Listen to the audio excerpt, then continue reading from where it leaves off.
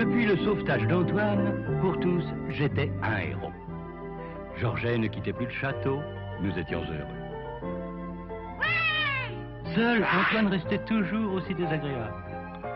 Je jouais souvent avec Caroline, elle était Cendrillon, et moi, j'étais son cheval de carrosse. Moi, Cadichon, avec un plumet, oh. Mais ce bonheur devait bientôt finir avec l'arrivée d'un gendarme, porteur de la pension du père de Georget. Et d'une lettre.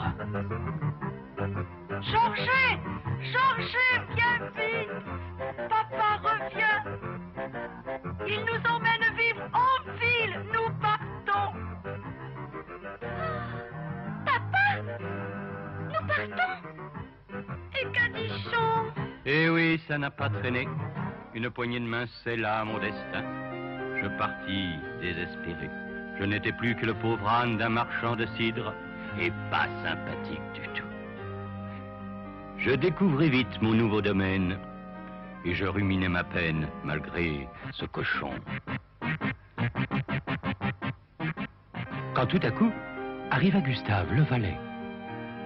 Voyons ce que tu sais faire, hein? Le v'là donc, ce fameux Cadichon. Les barres. La patronne n'était pas gentille pour moi, mais elle ne savait pas que je comprenais de mieux en mieux le langage des hommes. Tout de suite, commencèrent les dures livraisons. La première ne fut pas une réussite.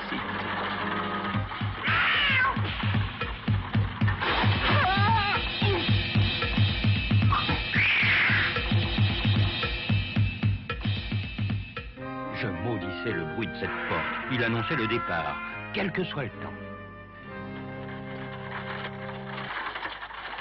Je n'avais que quelques instants de liberté qui me permirent cependant de faire ce jour-là une découverte fort intéressante.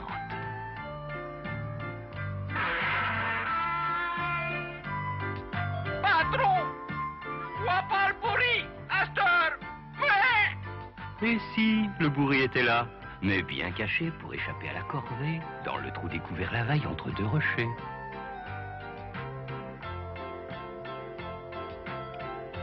C'est sûr, Gustave.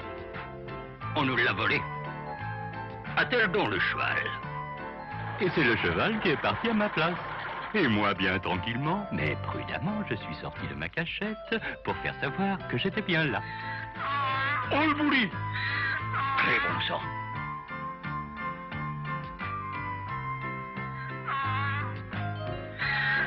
Bon sang! Le v'là de retour! Finalement, tout le monde était content. Bien joué. Pourtant, par prudence, le patron fit renforcer la clôture et j'aurais dû me méfier. Et ne pas recommencer tout de suite à me cacher. Le valet et le pauvre marchand de pommes n'y comprenaient plus rien. Et moi, dans mon trou, je riais tout bas. Comme la veille, dès le cheval parti, je sortais de ma cachette et allais annoncer ma présence. Oh! Mais là, j'étais allé trop loin. Le soir même, tous les deux, ils mijotaient quelque chose. Mais quoi?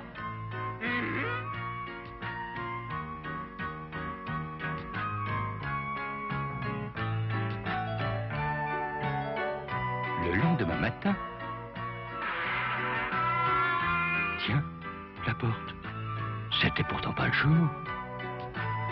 Je me précipitais vers mon trou. Mais je n'entendis point le cheval. J'avais été vu. J'étais pris. Tu préfères cette écurie? Ben alors, reste-y. Vaut rien. J'étais bel et bien piégé. D'autant que par sécurité, il posa une grosse pierre sur la trappe. J'étais à sa merci. Et la risée de ces deux guignols.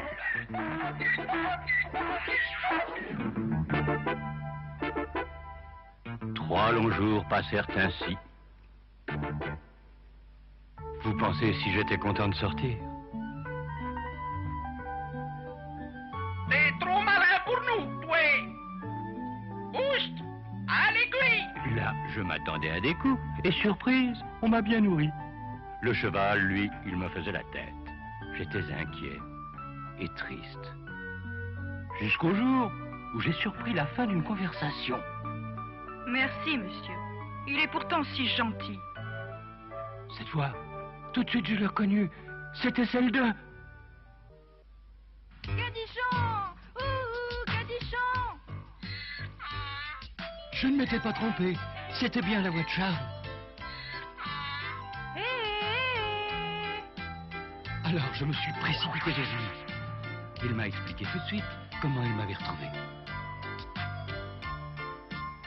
D'abord, il avait fallu convaincre son père de m'acheter. Grison et Noireau suffisaient, disait-il. À la ferme, hélas, tout était fermé. J'avais déjà été vendu. Quel chagrin pour Caroline. Basile ne savait rien de moi. Charles avait fondu en larmes. Et puis un jour, le joueur d'orgue leur apprit où j'étais. Et le père accepta qu'on aille me chercher. Mais tu es là maintenant, en route pour le château. Quelques heures après, nous arrivions au château. Quelle joie pour moi, mais pas pour le père. Cadichon, te voilà enfin revenu?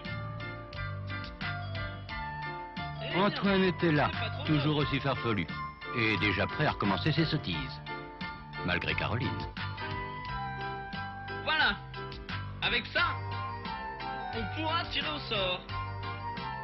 Il avait l'intention de tous nous numéroter, comme si j'allais me laisser faire.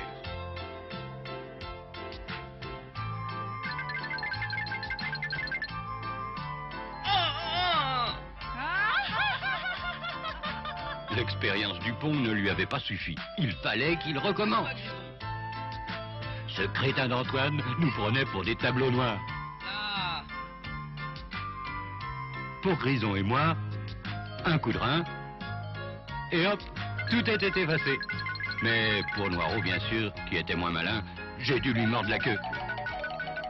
C'est pas vrai, c'est pas juste, c'est pas juste. Caroline et Charles riaient aux éclats. Et nous trois, les ânes, on rigolait à notre façon. Ah, dès que cet âne est là, les ennuis commencent. Basile? Oui, monsieur. Ah, Basile, conduisez ce cadichon à l'ancienne écurie du cheval et qu'il reste seul. Et je fus enfermé comme un voleur. Je n'avais rien fait. J'étais puni, et à cause d'Antoine en plus.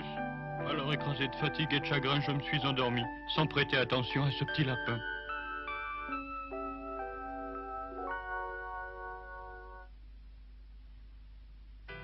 Brusquement, je fus réveillé par de la fumée. L'écurie était en feu. Il me fallait absolument sortir avant qu'il ne soit trop tard. Hélas, rien à faire. La porte était solidement verrouillée de l'extérieur. Et impossible à ouvrir, même à coups de sabot. Pourtant, dehors, on luttait contre le feu. Mais on m'avait oublié.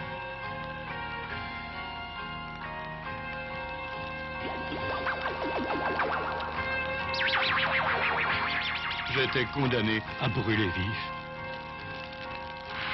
Soudain, Cadichon! Cadichon! Ah, te voilà! Te voilà!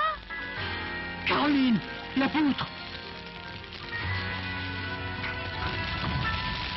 Maintenant, elle coupait la sortie. Nous étions prisonniers du feu. Caroline s'est évanouie. Et ce petit lapin qui ne cessait de m'appeler. Pourquoi? Il voulait sûrement me faire voir quelque chose. Avant tout, il fallait éloigner Caroline du brasier. Pendant ce temps-là, mon lapin disparaissait derrière les caisses. Dessous, sûrement, il devait y avoir quelque chose. Et oui, une trappe. Cadichon! L'ouvrir ne fut pas si facile. Une trappe! Nous sommes sauvés! Bien sûr, Dans ces vieux châteaux, il y a toujours des souterrains. Celui-ci nous a conduits en pleine forêt. Nous étions vraiment sauvés.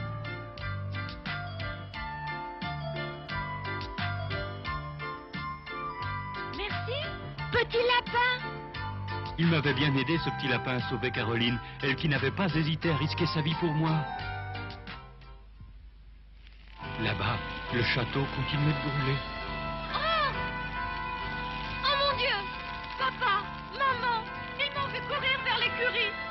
Ils doivent me croire morte. Alors nous sommes vite partis pour les rassurer.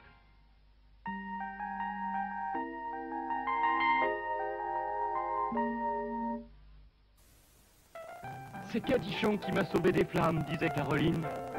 J'étais vraiment fier. Cadichon? Ah, cette âne, je ne veux plus le voir. Cette phrase me fit une peine immense. Et ce doigt, je ne l'oublierai jamais. Tout se mit à tourner dans ma tête. Je ne veux plus le voir. Je partis, vite, vite, pour fuir l'injustice et la méchanceté des hommes. J'étais à bout de force.